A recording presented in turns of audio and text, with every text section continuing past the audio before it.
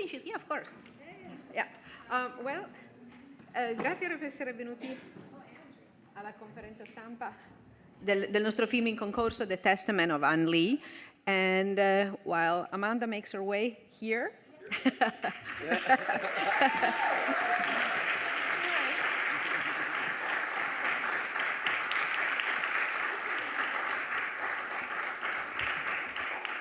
Prima di cominciare presento gli ospiti al tavolo partendo dalla mia destra in fondo. Il produttore Andrew Morrison,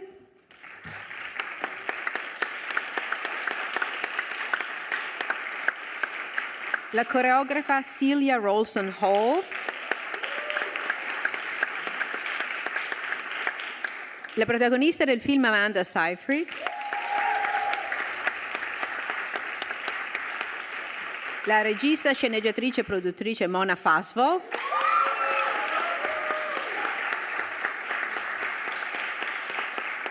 l'autore delle musiche Daniel Blomberg,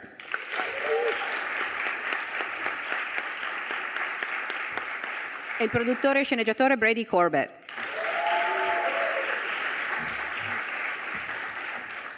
Okay, I'll have the first question for Mona. Mona, what made you feel the experience of Anne Lee was something that you could work on, associate to the artistic creative process, and make contemporary, be an historical adaptation with contemporary values? Well, first of all, obviously, it's interesting talking about female leadership right now, I think. But I think for myself personally, trying to make a movie or create a piece of art in the business that's very male dominated as well. I am always trying to create also a culture on set, a community on set that is a bit different, and to sort of create a culture that is nurturing, that is kind, that has a lot of empathy for everyone on my sets as well. And I thought that in Anne Lee's story, that really spoke to me. The way that she is leading, even though I was raised in a secular household, without any kind of relationship to religion, I don't prescribe to Anne Lee's, all of her ideas, but I do think that the way that she leads with empathy and kindness, and wanted to create a space for, where everyone was equal, men, women, people of color, with empathy for children as well at that age, at that time period, I think is really important to talk about now.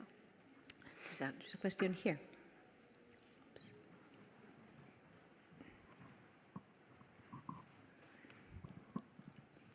Hi, I'm Lisa Foster from DPA. I have a question for Amanda. Your role in the film seems very intense and also physically challenging with the sounds you managed to make, the birth-giving, the violence she's facing. So I was wondering, could you share your experience of how challenging the filming was for you? It's so funny because there's so many things that I can say, because it was such a joyous experience, especially the way it was led by Mona and the way we all felt almost like in the Shaker movement. We all had a job to do, and we all felt it felt very equal, it felt very community driven. The experience was so incredible, and I think the reason I was able to face these challenges as an artist, which there were many, as you say, was because I felt completely protected and held up and surrounded by people, loving artists, and in a place where everybody knew the value of making this and understood Mona's vision. And it's just very rare. I have to say it. This was incredibly rare and might never happen again. So I think, yes, it was hard. What? I mean, maybe with Mona and Brady, but I don't know. I know that it's special, and I know that portraying a woman that's been through so much trauma and seeing her overcome that and have this vision and this devotion to God, and also portraying a woman at the end of the day, someone who felt like I have space in this world too, as a woman and a child of God, to serve people, and in a world where just women did not lead, was just made it all easier. But yeah, it was hard. It was great though. It was so enlightening, and it was also incredibly, I don't know, therapeutic. The sounds, the animal sounds you're referring to, that Daniel so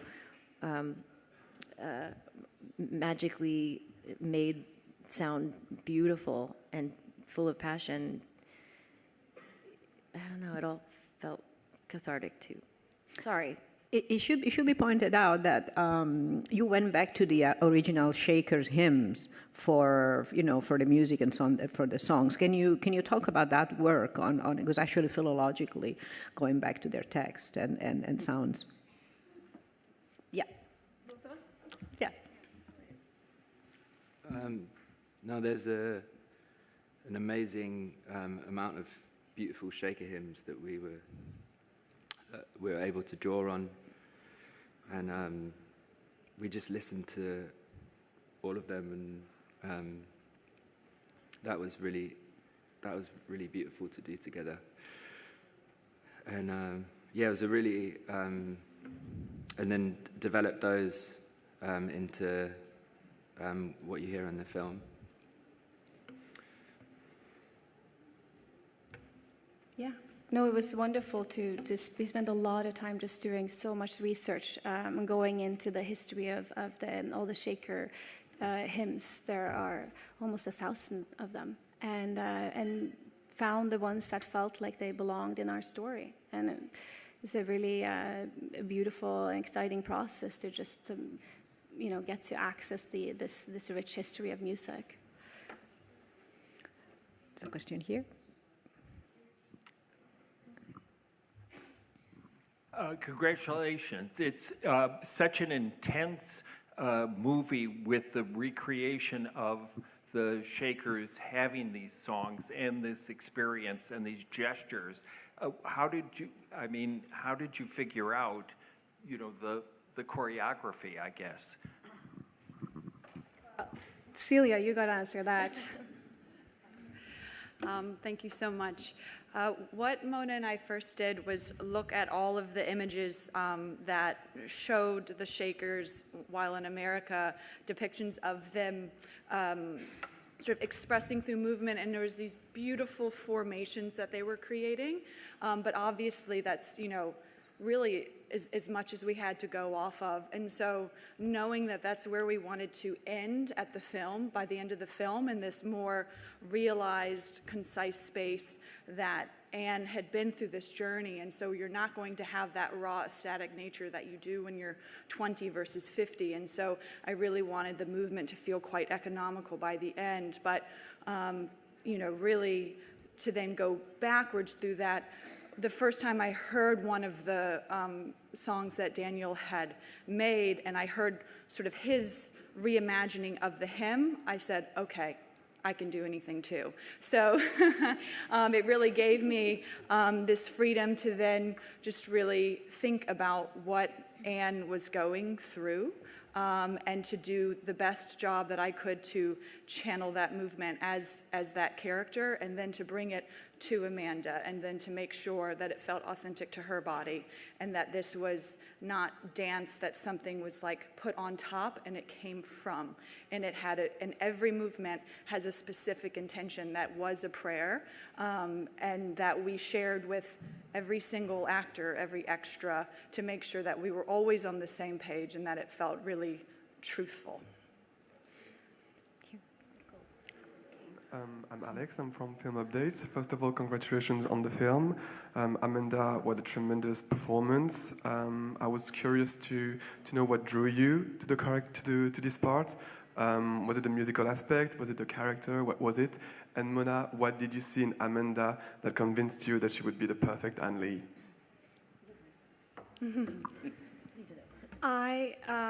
Amanda has a lot of power. She's really strong. She is a wonderful mother. She is a little mad. And so I knew that she could access those things. She could access the kindness, the gentleness, the tenderness, and she could also access this power and this madness. And I think that at our age, there is something really exciting about exploring that, the combination of all of that. And I saw that Amanda had all of that and that she was ready to really go full force into that. This did feel like an opportunity where there was just no tethers to anything. Basically, I follow Mona into the light and anything goes because there's so much freedom. And the only threat is to not use that freedom to your advantage as an artist, to go as far deep as you can go, to make the craziest sounds. I've never been let loose in this way. And it was incredible, but it's also really hard playing somebody who's a leader. Like, yes, I do, like, I relate to the mother instincts. I relate to the need for community and kindness and compassion and the equality, and I love her intentions, Mona's intentions and Ann Lee's intentions behind everything they did. And it was just so attractive. But I also was just like, Mona, you don't have to cast me. I kept saying, go with somebody English because the accent seemed so hard. And that wasn't the hardest part. But it was just, I saw the love that Mona had. This was her baby. And I didn't want to F it up. But she believed in me, so I believed in me, and here we are. And yeah, like I said, rare. There is something, I'll come to your question, but I want to follow up. There is something in the performance in the entire film, and that while the film is period, and you have the accent and everything, it feels incredibly contemporary. Can you talk about, Amanda and also Mona, how to juggle that a contemporary language within a perfectly realized period film? Yes, well, I think maybe the contemporary aspects of it is in the intimacy between the characters. I think we are used to seeing period pieces where everyone is very buttoned up and held and they don't engage physically with one another.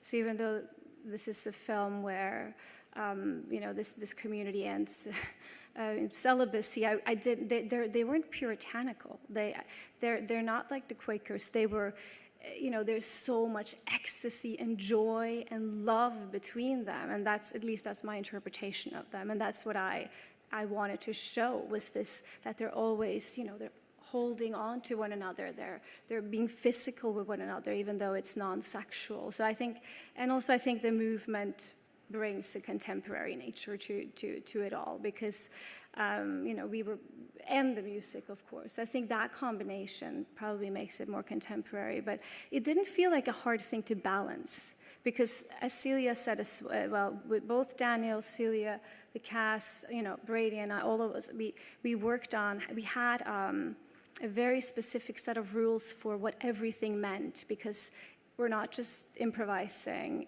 movement, we have a movement language. We're not just improvising sounds, we have a language for these sounds. Everything is prayer and everything has a meaning. So those were the parameters that we were working within. You want to add something, Amanda?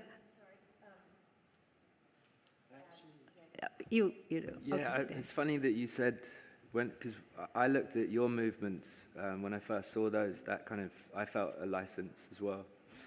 This is the first time we've talked about all this stuff, so. But no, I immediately recognized, because Mona showed me all these drawings of the Shakers dancing, and but that balance between, the license, our license, and the historical accuracy of the hymns and stuff was interesting in the recording process as well. But, yeah. A question there. Morning. I have a question for Mona and Brady. You wrote some scripts together. I'm curious about how do you decide which one of you would direct the project, and in which way does one contribute to the other's work when you're directing on set? Thank you. Hello. You know, the thing is, we firmly believe that you can only serve one master at a time. Mona had final cut on this film, which is something that's obviously very important to us and something that we've spoken about publicly quite a bit. She came to me and said, "I want to make a film about Ann Lee," and we were huge fans of the design. The furniture is absolutely stunning. The architecture, you know, is significant, especially in the northeastern part of the United States. And so it was always Mona's film. Mona has a background in performing arts and dance, and you know, we realized pretty early on that because the Shakers were a musical people, that the film had to be a musical. And so, you know, when I have a project I'm working on, I bring it to her and say, okay, this is what I'm doing next. And we just sort of go back and forth that way. But you know, when I directed Second Unit on the film, and, you know, I'm working for my director. It's not because I think that a director is always right. It's because a director is always consistent, and that continuity of vision is significant to me. I'm not interested in watching films that are an exquisite corpse. I'm not interested in those sorts of public art projects where everyone has, you know, you can end up with something like the body of a mermaid in the face of a dolphin. I want there to be real continuity and consistency in a work of art. When I read a novel, I don't want to read a novel written by 100 executives. I want to read a novel by one novelist. So I think part of, you can applaud that, that's okay. So you wanted to. So I think also part of what we do for one another is then, you know, we do Second Unit for one another, but we also work really closely with Andrew Morrison, our wonderful producing partner, and Josh and Brian, who's also here, in putting the films together, and protecting them and protecting that vision. Yeah, and I would just like to point out that that our producer Andrew up here got this movie made for $10 million, and it was quite a feat because as you can imagine, the elevator pitch for Shaker Musical was not the easiest thing to get off the ground. So there Andrew, are easier ones for sure. Yeah. Would you like to speak at all to that process and how you actually got this thing done? Yeah, I mean, basically the goal when Mona said she wanted to do this, you know, obviously the goal is for her to have complete creative freedom, for her to get to, you know, actualize her vision without really any sort of, you know, obstructions in her path. And so how do you make a movie that spans someone's whole life, that is an epic, that's a musical, with, you know, no constraint, and also about, you know, a celibate religion that not many people were familiar with before. So it was challenging, and we had to find partners who believed in it and supported it. We had to, you know, work all over the world and yeah, and find, you know, amazing collaborators. So, but it was a joy and a pleasure because, you know, Mona's the best. So. Hi. First of all, congratulations on the movie. I really liked it. Yeah. Hi. And I wanted to ask. I do feel like it's even more than a musical. It's a film centered on music entirely. So I was wondering, during the writing process, what challenges did you face in terms of balancing the narrative and the music, and when did Daniel come on board, whether it was early on in the process or later on? Thank you. Daniel came on board while we were writing the script. I started talking about this project while we were on the set of The World to Come. and which Daniel also made the music for. So he, he's very close collaborator with us. So as soon as the script was done, first person I think we sent it to, after Andrew, and then we just started breaking it down together.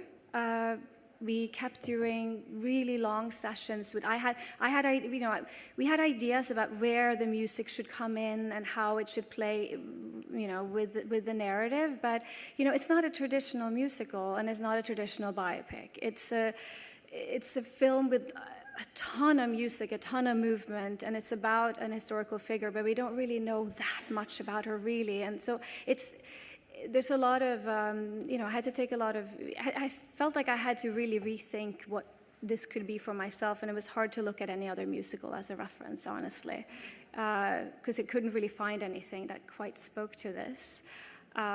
So it just became more about finding where are the moments where they need to express their faith or a miracle of sort through movement or voice, because no one's singing dialogue. So and that kind of came naturally, like any sort of writing process, where you're just like, oh, this makes sense now. Yeah, I think one of the great things for me was being able to work with Mona through the whole process. So in pre-production, on the set, even up to the sound mix, and because for me it's the most experimental, extreme project I've ever done. But we were able to try things and use our instincts. I mean, I'm making work for Mona's film, but our instincts are quite aligned because we, spent a lot of time together over the years and making stuff.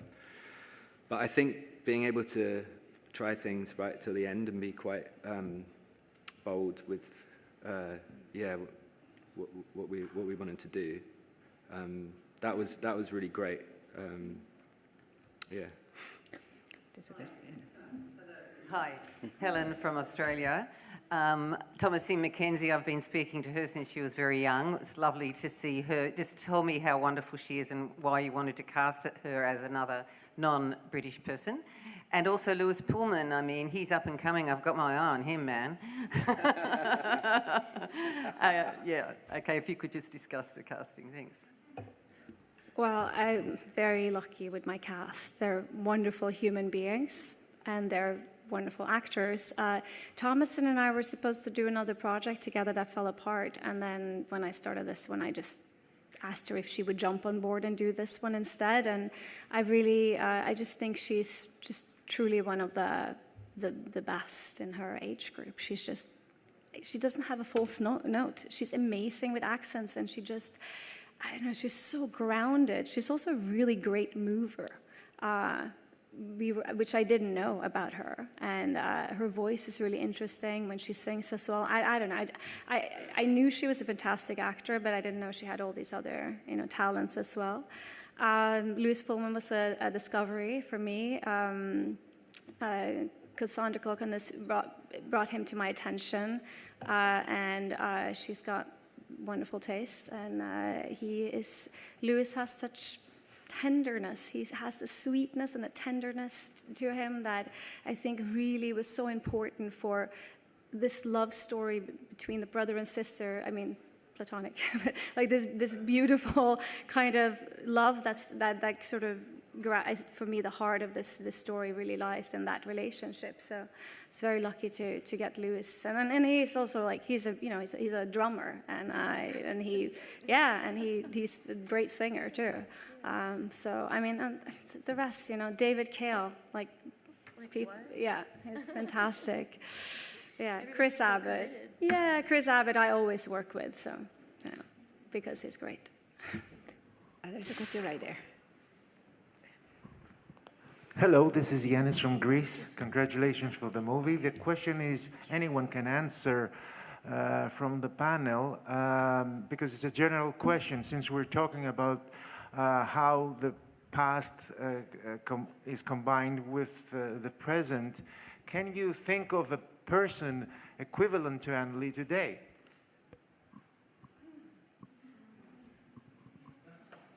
Can you?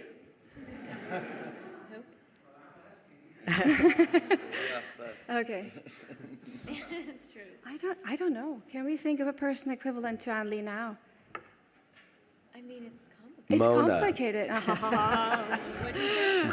Mona. Mona. Mona. Mona's the closest to Anne Lee. That's Mother Mona. Yes, yes. It's Mother yeah. Mona to you, Yes, babe.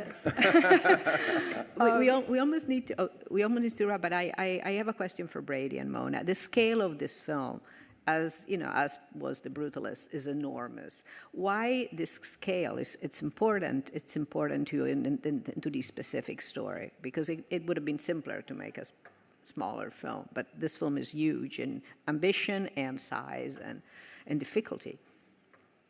Well, I thought she deserved that. Don't you all? Don't you think that Anne Lee deserved something that was grandiose and wonderful? Come on. Thank you. How many stories have we seen about male icons on a grand scale? How many stories, again and again and again? Can we not get to see one story about a woman like this? The only thing I could think of was Jeanne d'Arc. You know, that's it. And I just wanted her to have this space. You gave it to her. And unfortunately, they came to call me because we ran out of time. So thank you Thank for you, the Julia. film. Thank you, Thank you. Julia. Yeah.